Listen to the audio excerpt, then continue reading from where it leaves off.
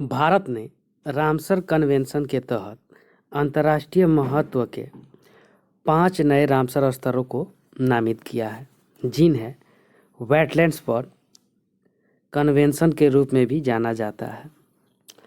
भारत में नए Ramsar wetland स्थलों में तमिलनाडु के 3, मिजोरम में 1 और मध्य प्रदेश में 1 शामिल है। इससे भारत में रामसर स्थलों की कुल संख्या 54 हो जाती है। इससे पहले भारत में रामसर स्थलों की संख्या 49 थी। भारत में 5 नई रामसर साइटें हैं। नंबर 1, किरिकिली पक्षी अभयारण्य। किरिकिली पक्षी अभयारण्य तमिलनाडु के कांचीपुरम जिला में स्थित 21 हेक्टेयर संरक्षित क्षेत्र है। अभयारण्य चेंगलपट्टू के दक्षिण में चेन्नई से लगभग 75 किमी दूर है। Number 2, Pallikaranai Marsh reserve forest.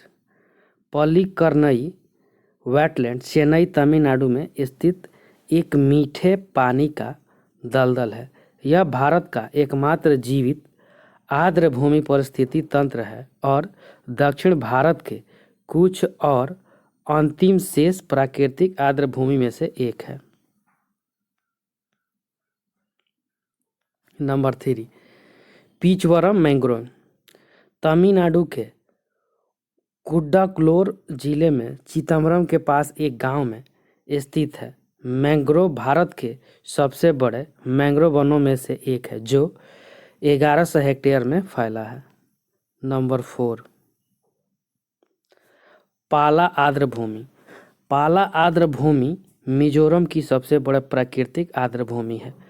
प्रसिद्ध स्थल चिन्ह हरे भरे जंगलों से घिरा हुआ है और जानवरों और पक्षियों की एक श्रृंखला सहित पशु प्रजातियों की समृद्ध विविधता का घर है।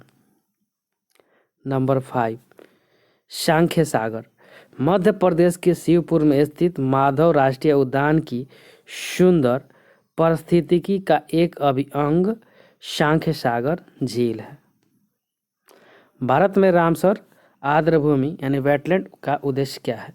भारत में रामसर आर्द्र भूमि का मुख्य उद्देश्य आर्द्र भूमि का एक अंतर्राष्ट्रीय नेटवर्क विकसित करना और बनाए रखना है, जो वैश्विक जैविक विविधता के संरक्षण और मानव जीवन को बनाए रखने के लिए महत्वपूर्ण है।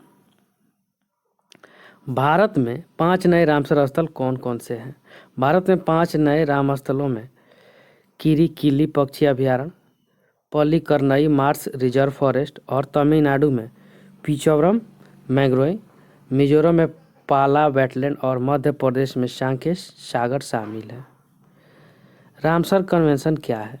रामसर सम्मेलन एक अंतर सरकारी पर्यावरण संधि है, जिसे यूनेस्को द्वारा 2 फरवरी 1971 को स्थापित किया गया था।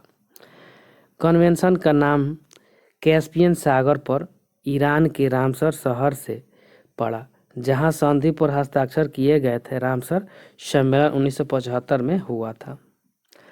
यह आर्द्र भूमि के संरक्षण और उसके संसाधनों के सतत उपयोग के संबंध में अंतर्राष्ट्रीय सहयोग और राष्ट्रीय कार्रवाई का प्रावधान करता है। रामसर सम्मेलन दुनिया भर में अंतर्राष्ट्रीय महत्व के आर्द्र भूमियों की पहचान करता है, विशेष रूप से वे जो विविध जैव विविधता के घर हैं।